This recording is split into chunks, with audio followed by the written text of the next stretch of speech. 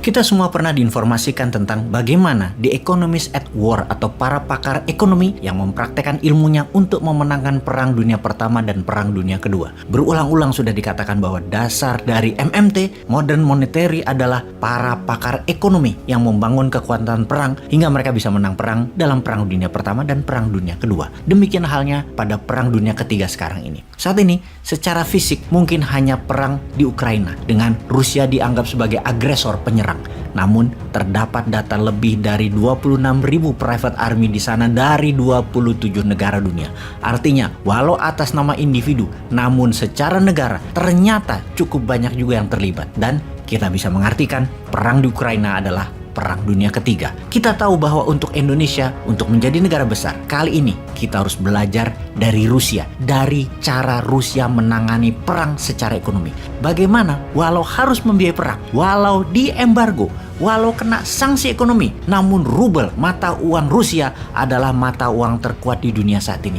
Mengapa bisa terjadi seperti itu? Sahabat semua, video narasi kali ini didukung oleh santara.co.id. Anda perlu dana cepat. Perusahaan Anda memerlukan mitra pemodal dengan melepaskan saham Anda. Bergabunglah ke web santara.co.id dan klik fitur daftarkan bisnis, di mana perusahaan Anda akan direview lebih dari 321.000 investor Santara. Dan jika usaha Anda menarik serta menguntungkan, pendanaan secara gotong royong, urun dana masyarakat menjadi solusi cepat pendanaan bagi Anda. Santara adalah perusahaan urun dana pertama dan terbesar di Indonesia. Sahabat, sekarang kita kembali ke Rusia sekarang. Kita semua mendengar informasi yang sama dalam beberapa minggu ini di seluruh dunia bahwa harga bahan pangan naik, barang langka tidak ada pemasoknya, harga energi naik, dan melemahnya banyak mata uang dunia. Kita membahas yang paling terakhir, mata uang banyak negara dunia kehilangan nilainya, alias melemah yang terhitung sejak awal tahun 2022. Kita melihat yen Jepang yang melemah 18% terhadap US dollar terhitung sejak awal tahun, yang mana hal ini merupakan perlemahan yen terburuk dalam 27 tahun terakhir. Saat ini, 1 dolar sama dengan 136 yen. Dibandingkan dengan ketika Rusia menginvasi Ukraina, 1 dolar sama dengan 115 yen. Demikian juga dengan Korea Selatan. Di bulan Februari, 1 dolar sama dengan 1.200 won. Sekarang 1 dolar 1.300 won. Demikian juga dengan peso Filipina. 1 dolar 54 peso yang merupakan nilai terendah dalam 17 tahun ini peso terhadap dolar. Rupiah India turun, rupiah Indonesia turun, yuan Tiongkok turun, dan tebak mana mata uang yang nilainya tidak turun? Iya benar, rubel Rusia. Kita jelaskan secara angka. Di hari invasi Rusia ke Ukraina, 1 dolar sama dengan 85 rubel. Kemudian datanglah embargo, boykot, dan sanksi perdagangan menimpa Rusia yang harusnya membuat ekonomi Rusia ambyar. Ternyata hari ini 1 dolar sama dengan 53 rubel, yang artinya rubel menguat 35% dalam waktu 4 bulan. Kok bisa rubel menguat?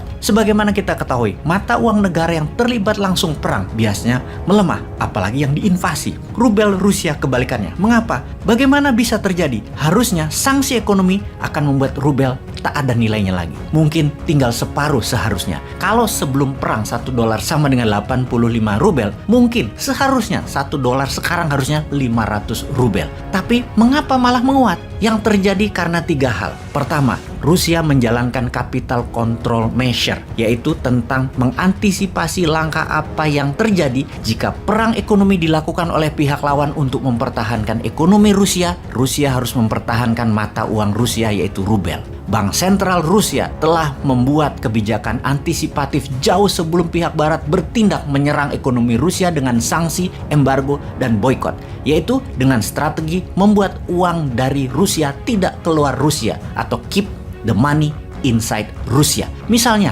kalau Anda pebisnis di Rusia, Anda adalah perusahaan ekspor yang menghasilkan pendapatan dalam mata uang asing, katakanlah 100 juta dolar. Maka 80%-nya harus ditukar rubel Rusia. Tidak boleh keluar Rusia. Dipaksa menukarkan mata uang asing dengan rubel dan memaksa uang beredar di dalam Rusia. Alasan nomor 2, pembayaran gas oleh pihak barat menggunakan rubel. Dengan kebijakan tersebut, kebutuhan akan rubel terus meningkat. Dan Alasan nomor 3 adalah kendali impor. Rusia membatasi impor sehingga kebutuhan Rusia akan dolar hampir tidak ada. Rusia memotong semua hal impor yang memakai mata uang asing. Ditambah lagi, mitra strategis Rusia yaitu Tiongkok memakai rubel di dalam trading dua negara tersebut. Ini benar-benar main pintar keduanya. Jadi menguatnya rubel Rusia bukan organic market reaction, tetapi memang didesain dengan baik. Memang diciptakan kebutuhan atas rubel. Banyak pengamat tidak menyangka kekuatan rubel bisa sampai 53 rubel per dolarnya. Diperkirakan paling menguat hingga 70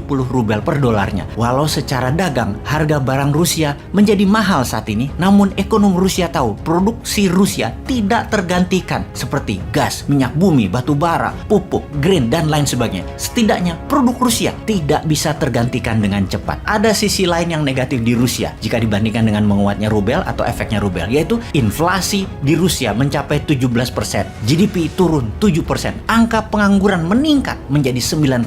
Tapi shockwave atau indikator ekonomi yang memburuk bukan hanya milik Rusia. Inggris misalnya, inflasinya 9% yang merupakan terburuk dalam 40 tahun terakhir ini. Menambah parah keadaan, Bank of England memperkirakan inflasi Inggris akan double digit menjadi 11% di akhir tahun 2022 ini. Efeknya banyak demo di Inggris seperti pekerja kereta api di Inggris yang mogok kerja baru-baru ini. Yang kemudian para guru di Inggris sedang bersiap untuk demo yang menuntut pemerintah menangani masalah inflasi yang parah dengan misalnya menaikkan gaji mereka atau menurunkan pajak. Namun Boris Johnson, Perdana Menteri Inggris, tidak mau menuruti kehendak demo tersebut karena takut akan terjadi seperti di tahun 1970-an di mana pemerintah untuk menangani inflasi menaikkan gaji. Ternyata malah counterproduktif, malah meningkat inflasinya karena mereka malah spending barang-barang bukan buatan Inggris. Dengan informasi tersebut sahabat semua, kita di Indonesia juga harus bersiap akan meningkatnya inflasi yang sampai saat ini belum diumumkan. Sudah lama loh nggak ada info yang biasanya BPS setiap bulan mengumumkan angka-angka tersebut. Kita tahu sih itu angkanya tidak bagus, namun jujur itu lebih baik, atau biar